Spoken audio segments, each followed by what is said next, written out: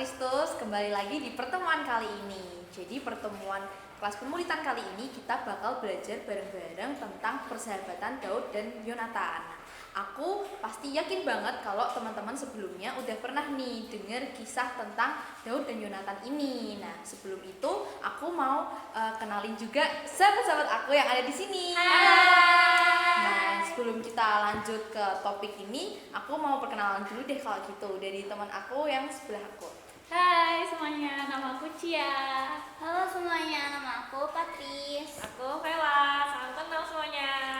Halo, dan aku Aya. Nah, jadi di pertemuan NHL kita kali ini, kelas pemulitan kita, nah kita itu mau belajar bersama-sama tentang persahabatan dari Yonatan dan Daud. Karena mereka ini kan memiliki persahabatan yang sejati gitu kan guys. Nah, terus kayak mereka itu dari latar belakang yang berbeda nih. Nah, meskipun mereka dari latar belakang yang berbeda dan mereka pernah terlibat konflik juga, tapi mereka itu memiliki persahabatan yang mendalam. Terus mereka itu selalu ada satu sama lain. Gimana kalau menurut kalian?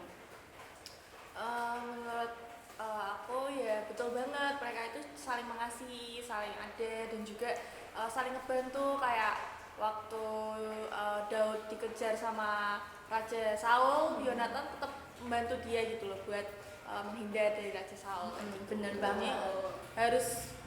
Kita harus bisa membantu satu sama lain, walaupun kita juga lagi susah, kita juga tetap harus ngebantu semaksimal mungkin gitu. Iya, bener banget Vela. Makasih ya Vela. Nah, jadi gitu teman-teman, persahabatan itu tuh bisa terbangun dari yang namanya saling mempercayai satu sama lain gitu kan. Nah, terus kayak sebenarnya ada banyak hal gitu. Nah, di sini kita juga mau tahu nih hal-hal apa aja sih yang bikin persahabatannya Daud sama Yonatan itu tuh bisa terus awet, terus bisa saling support satu sama lain kayak gitu. Nah, di sini ada 3 hal nih. Nah, hal yang pertama itu persahabatan sejati yang mendalam terjadi karena Daud dan Yonatan itu sehati dan sejiwa. Jadi mereka tuh kayak klop gitu loh guys. Kita banget ya sih. Iya. Karena kita udah dari kecil banget. Iya. Dari piyi.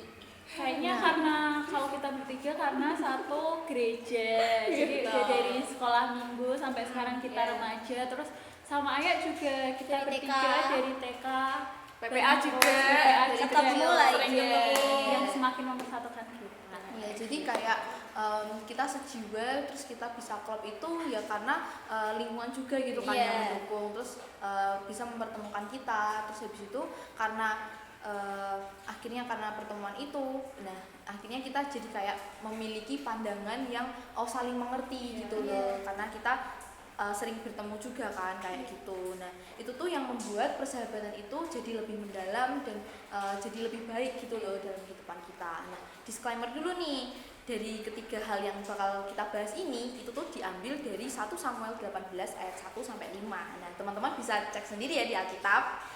Oke, terus yang selanjutnya yang kedua itu ada persahabatan sejati yang mendalam terjadi karena Daud sama Yonatan ini saling mengasihi. Tentu kita pastilah kita saling mengasihi karena udah sahabat dari lama nggak saling mengasihi.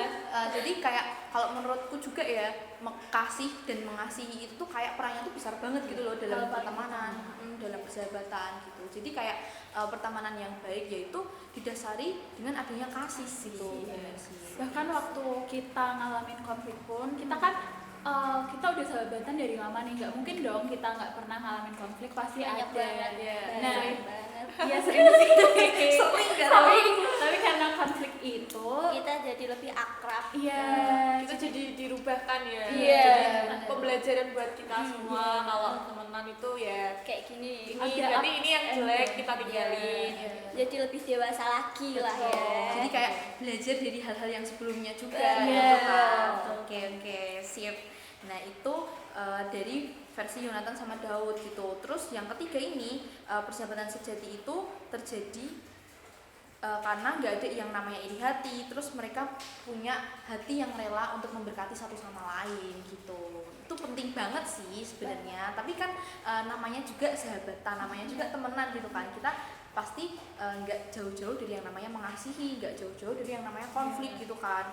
Nah, terus di sini pasti ada lah yang namanya iri hati gitu. Gimana kalau menurut Vela Petrusala juga. Kayaknya pernah nggak ya? Pernah lah, sih, yang ya, jelas pernah.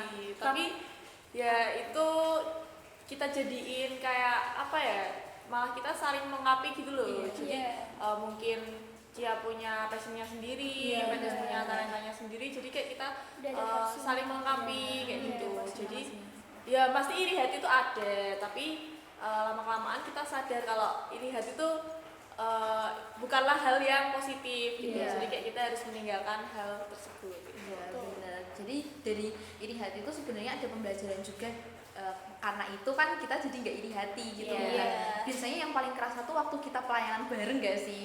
Iya sih. Waktu kita Kayak- pelayanan bareng. mungkin kayak ada yang dari kita berempat nih, mungkin ada yang lebih menonjol gitu Iya. kan, tapi kan itu sesuai passion mereka, Iya. bakat mereka, dan Betul. mentor pasti tahu kita passionnya di mana, bakat kita di mana, makanya mentor menempatkan itu sesuai dengan apa yang kita bisa talentanya. Nah, Dan dari situ juga kayak Tuhan kan juga kalau kita melayani Tuhan nggak melihat dari pinter bagusnya Iya, melayani iya. kita, semua sama gitu. Iya. Asal hati kita Hati untuk kita, melayani betul. itu buat Tuhan gitu, Iya. bukan buat orang lain. bener banget. Dari situ kan kita juga jadi saling mengajari gitu Iya, kan ya, iya. saling membantu dan menolong juga gitu. Nah, jadi itu tadi hal-hal yang ditumbuhkan sama Yonatan sama Daud dalam persahabatan mereka. Makanya kenapa persahabatannya mereka itu bisa jadi teladan gitu loh. Iya. Nah, sekarang nih kita mau melihat persahabatan 5 cara persahabatan yang diinginkan sama Tuhan buat kehidupan kita tuh. Apaan tuh, Apa aja tuh, Kak? Yang Yang pertama. pertama. Nah, jadi yang pertama itu sahabat yang hadir dalam waktu yang tepat gitu. Gimana nih? Ya kan pasti dalam hidup tuh kan ada rasa suka sama duka ya. Iya. Nah baru-baru ini tuh kita juga ngalamin dua Merasakan hal itu. itu. Yang waktu itu Vela sempat rasa sedih dan kita sebagai sahabat kita hadir buat menghibur Menghibur. Vela, buat mensupport Vela biar Dan dia nggak mendoakan sedih. Vela. Ayah Ayah juga Iya. baru aja ngerasa senang. Iya. Kita juga ikutan senang sampai waktu ayah teriak tuh kita juga ikutan Iya. excited sampai teriak-teriak. Iya, gitu. terus kayak aku juga nggak nyangka dia kayak wow, karena mungkin kita jauh juga Iya, ya, jadi karena udah lama nggak ketemu, jadi sekalinya ketemu tuh langsung Cerita banyak cerita banget. banyak keluar semua. iya, jadi kayak meskipun waktu jarak tuh memisahkan kita, tapi itu tetap ada kayak kasih yang tetap terhubung gitu. Iya, Karena benar. itu kita bestie guys, ya. Bestie banget. Nah, terus selanjutnya yang kedua, sahabat yang menegur dengan kasih nih. Iya. Pastinya pernah sih aku, apalagi aku ya, kan aku kayak Mood merefleksi diriku sendiri, introspeksi diriku sendiri, kayak aku ada beberapa hal yang sifatku yang jelek. Nah, tugasnya Ayah, tugasnya Vela, tugasnya Petrus tuh mereka tuh bisa menegur aku dengan kasih ya tentunya, Iya. bukan menghakimi, dan itu malah membuat aku jadi sadar bahwa sikapku tuh jelek dan aku tuh harus merubah Kasih. gitu. Iya, jadi kayak menegur dengan kasih itu kayak hal yang diperlukan banget dalam persahabatan itu. Biar kita juga semakin baik lagi, no hard feelings juga. Jadi kalau mungkin sahabat kalian negur kalian itu jangan malah marah, Iya, malah itu no baper. iya itu jadi pembelajaran buat kalian. Oh berarti memang aku nggak baik buat kayak gini. Dan ada yang peduli sama kamu juga. Iya. Benar banget. Itu ya teman-teman, tolong diingat dan dicatat ya. Nah, sekarang yang terakhir dari 5 persahabatan yang Tuhan minta buat kehidupan kita nih. Jadi yang terakhir itu adalah Tuhan itu adalah sahabat sejati kita. Nah, jadi di dalam persahabatan kita, nah yang Tuhan mintakan itu adalah Tuhan Yesus tuh hadir dan kita menempatkan Tuhan dalam kehidupan kita gitu. Iya. Nah, terus kayak aku mau kutip satu ayat dari Yohanes 15 ayat 13 itu berbunyi, tidak ada kasih yang lebih besar daripada kasih seorang yang memberikan nyawanya untuk sahabat-sahabatnya gitu. Jadi kayak karena persahabatan kita yang sejati ini, ya Tuhan itu juga seperti menggambarkan menjadi sahabat kita gitu loh. Jadi kayak Tuhan minta kita itu selalu ingat, karena Tuhan itu yang sebenarnya selalu ada buat kita gitu. Meskipun kita ada, kita selalu mengasihi, kita nggak egoisan, nggak iri-irian, nah itu semua datangnya dari Tuhan ya. Tuhan juga minta kita akan seperti itu ke Tuhan, nah kayak gitu sih. Ada yang mau ditambahin? Apa ya, mungkin teman-teman kan pasti punya sahabat ya. Mungkin teman-teman bisa belajar belajar buat maintenance persahabatan teman-teman sama apa yang sudah kita sampaikan tadi. Semoga teman-teman bisa ambil apa yang baik-baiknya buat teman-teman biar bisa membangun persahabatan seperti Daud dan Yona. Bener banget. Jadi kayak kita dalam pertemanan itu juga ada yang namanya evaluasi gitu kan ya.